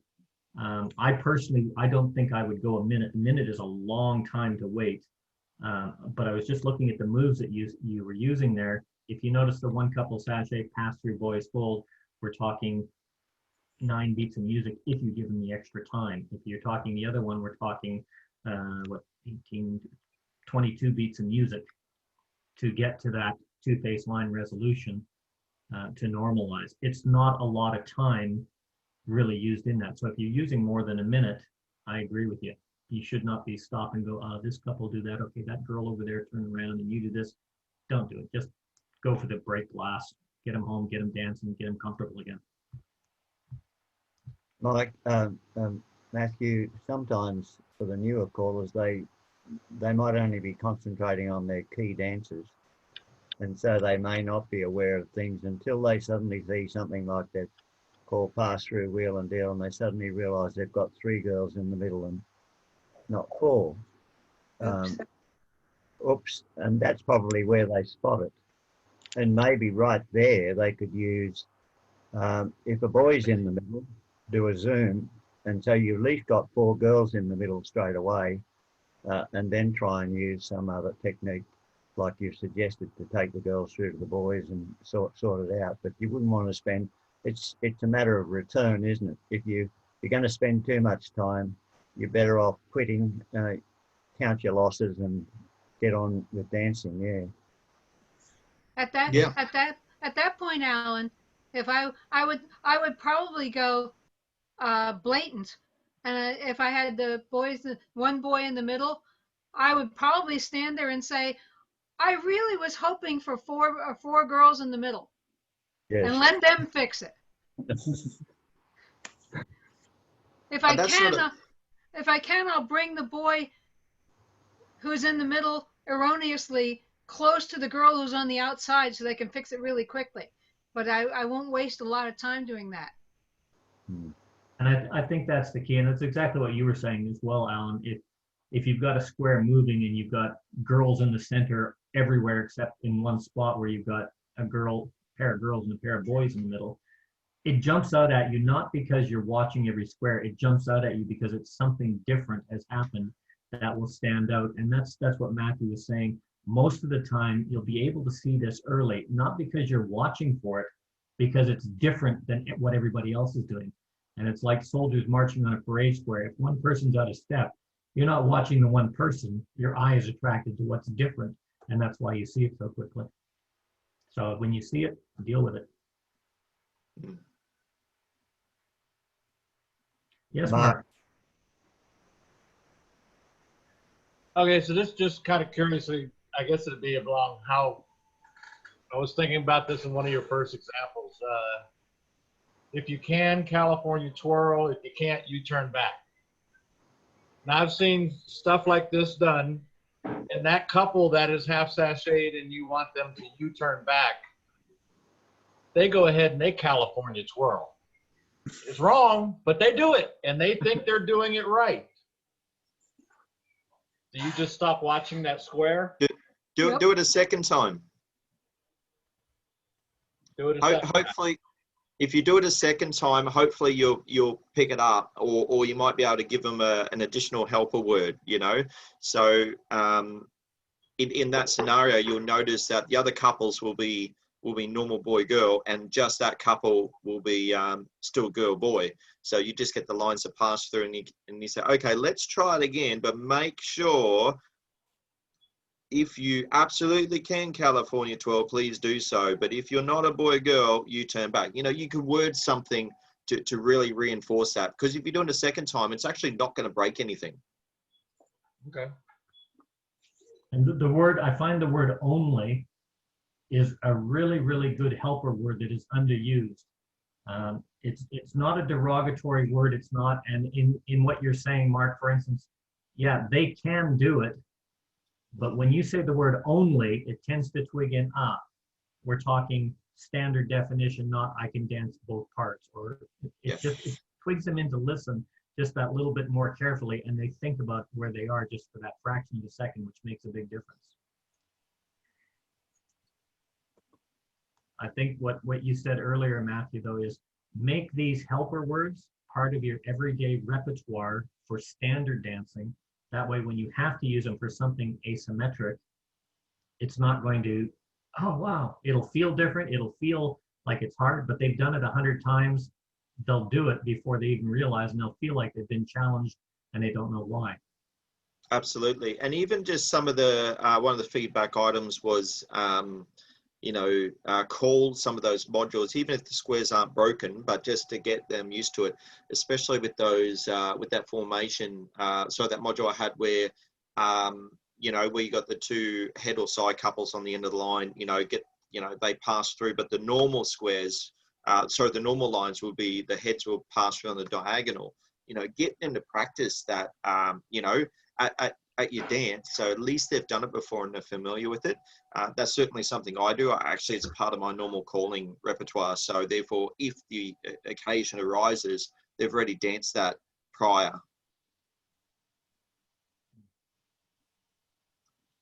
Yes, John. Yeah, another way of call it's great is half sachet. You can use it a couple of times when they're to get them back into formations. 3 in 1 line, you can do a half sachet and then do a pass through or something and the line with another half sachet or whatever. That half sachet comes in pretty handy once in a while. It is when you're working only with one square, but if you've got normal squares, you're going to throw them out comparatively. Yeah. One question on this thing about you don't notice until it's too late when it's gone wrong. Especially when you know, you tend to stick to 2 couples and you won't notice that anything is wrong until you suddenly notice that my key couples and their corners are suddenly diagonal and something like that. And you don't know who the other sides and heads are. Any ideas how to learn it fast? Or how can I answer that one? That's that's an interesting one. Look, very similar to what Alan was saying before as well in some of your comments. I think sometimes as callers, we just got to somehow, and it's tough, and I know a few people, will disagree with me. We've got to be a bit more observant, When I mean by observant, not to, you got your key couples, but I think it's not about memorizing more key couples. It's just to watch those arrangements, to focus on that is probably what I'm going to say. So if you're focusing on just that, just to notice where are the boys and where are the girls, nothing more. It doesn't matter. I'm not saying remember more key couples. I'm just saying, are they boys and girls? You could pick off that easy stuff. And that's probably the key. So where I'm coming from is you got your, you're on the stage, you got 4 squares in front of you. You got your 2 primary squares in front of you. You've memorized, if you memorize 4 couples, 2 in each square.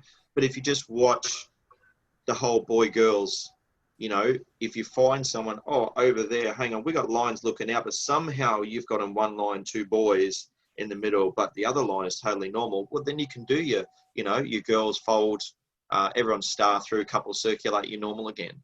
We've not looked at specifically, are you a head boy? Are you number 1 or anything? We're not even talking that layer yet. Or heads up to the middle and back, and I'll see who's. Exactly. So it's just more of a, like I said, just looking at the boy girl side of things. Just say, hey, are they where they're supposed to be from that bit? You're not going to remember 4 squares and who is a head couple 1 in all 4 squares. But let's just take it back to basics, and hopefully you'll be able to fix those really simple ones. I think the thing is that watching, we're very good at pattern matching, and I think if you're trying to look at the whole floor, you tend to see that disruption in the pattern. Yeah. That's going to alert you to some extent. I think that's probably the best recognition you can have. Yeah. Yeah.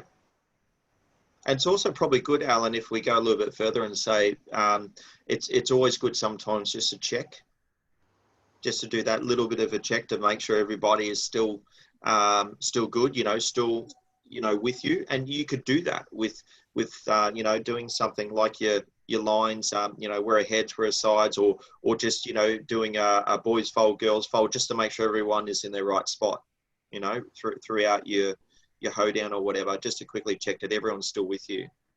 Yeah, and then they get used to dancing. Yep. The other thing. Sorry, Alan, go ahead. The other thing you could do is if you're able to do 2 squares with sighting, is to use different couples in your second side group so that you are covering more people. So don't always use 1 and 4 for both groups. Use maybe 1 and 4 for one group and another couple for the other group. So you're actually then covering more people. Yeah. Sure.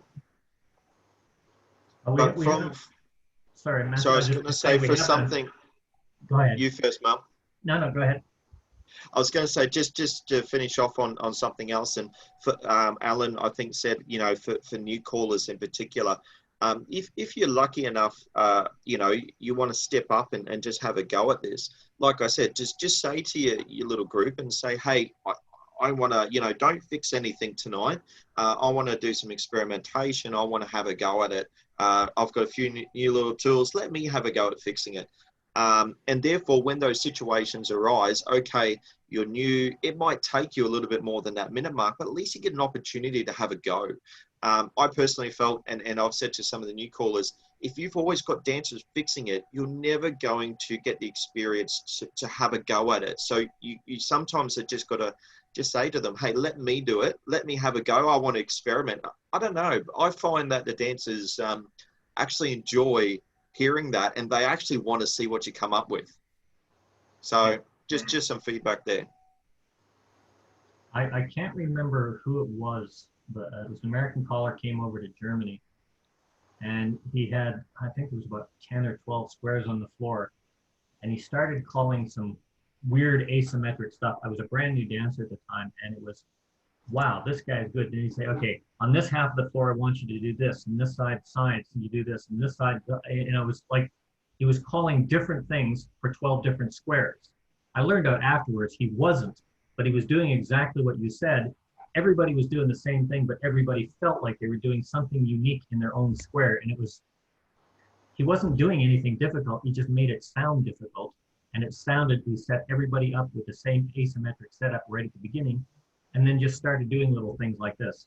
At the time, it was, wow, how the heck does he follow 12 squares individually like that? But it was exactly what you're saying. It just made it sound difficult, but it wasn't.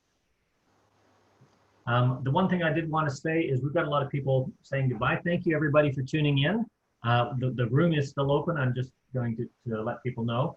Next Sunday, we've got Steve Turner. I think you're still with us somewhere in there, Steve. There you are, Steve, waving. Steve is back with us. He now has his technical issues corrected, at least until he pays for his internet password again.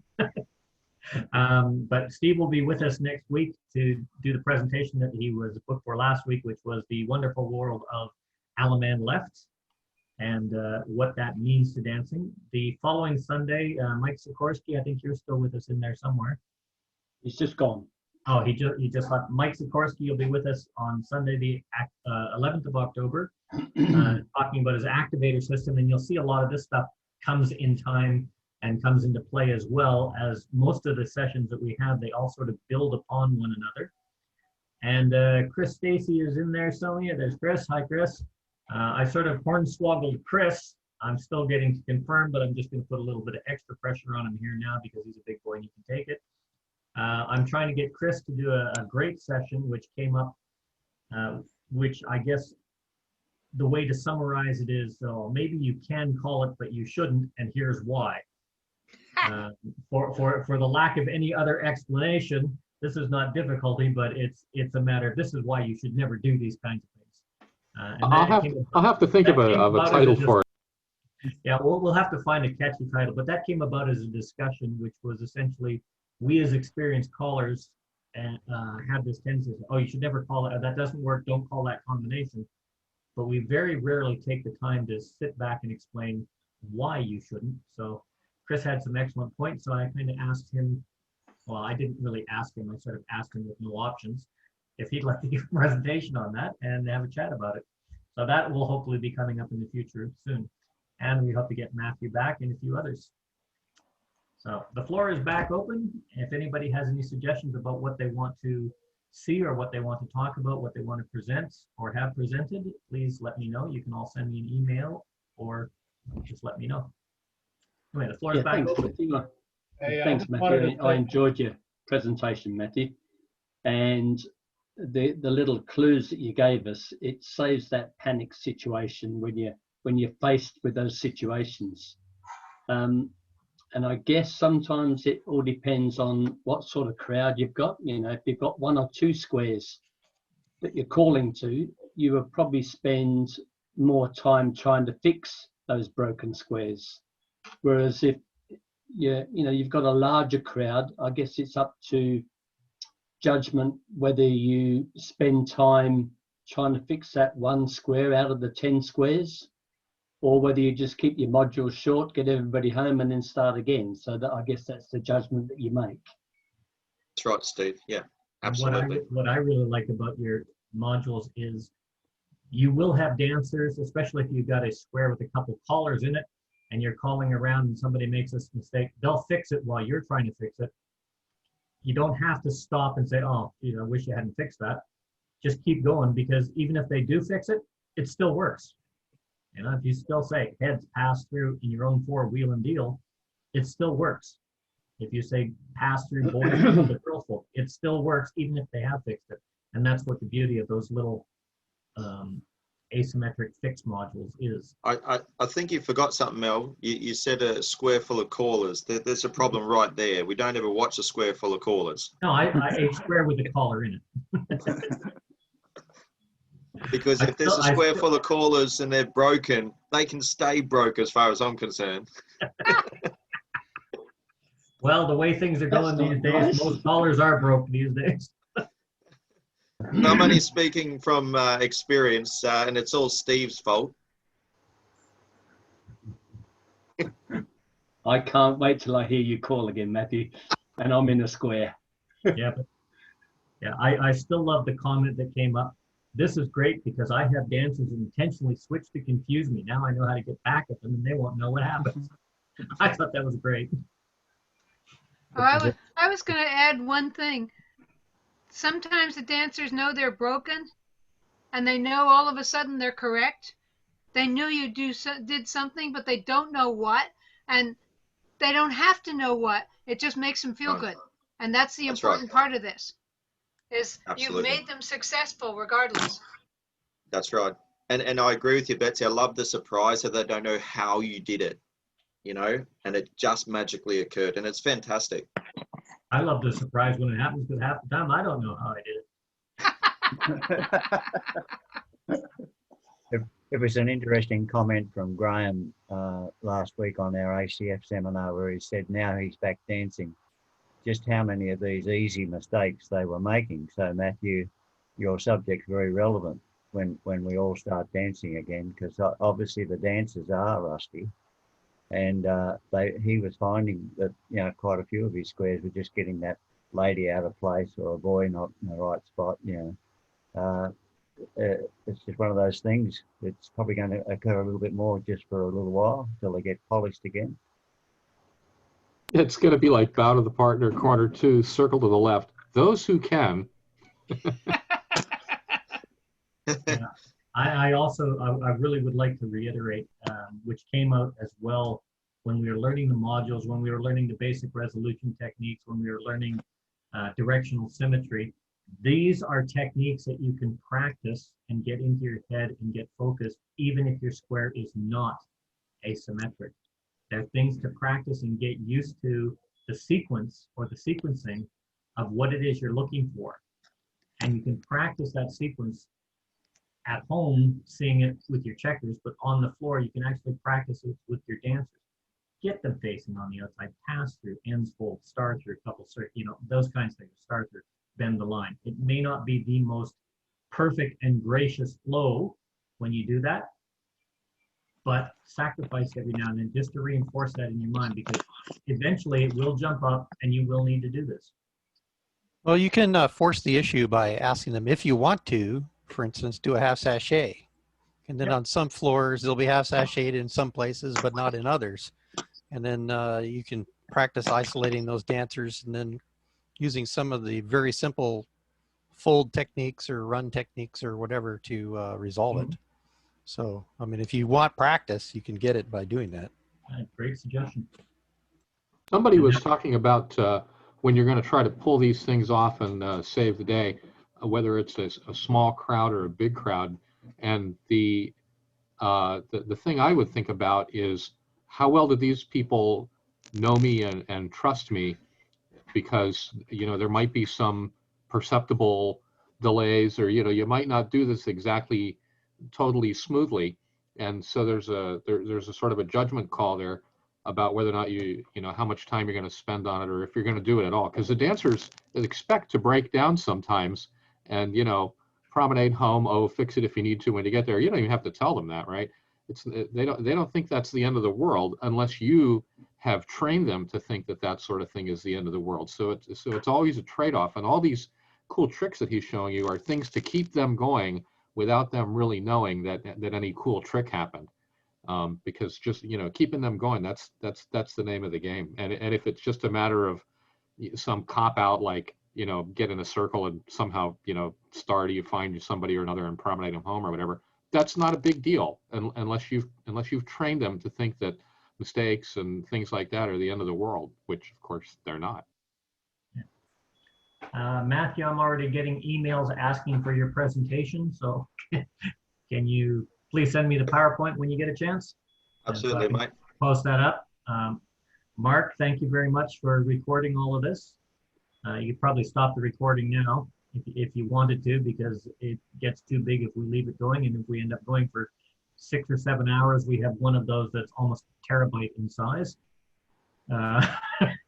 Gets a little hard to post by email. So the floor is open if anybody wants to address. 2 things. Yeah, go ahead, Mark. I'm going to try this time. I'm going to try to just see what happens. I'm going to